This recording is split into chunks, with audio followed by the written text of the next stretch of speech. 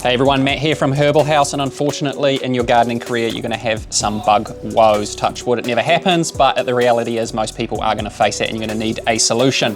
The OSMOSLAY starter pack is a great thing to consider. The reason we recommend OSMOSLAY is because it is super safe, super effective and non-systemic, which means you can spray this days before harvest and have absolutely nothing to worry about.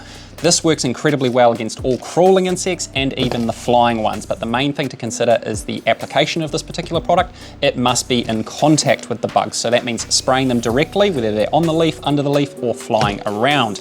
Now, when you do get this bottle, it will feel empty, and there is a reason behind that. What you're going to do is just loosen this top off here, and it is going to be an empty bottle, which you are going to fill to the brim, which is 1 litre with water.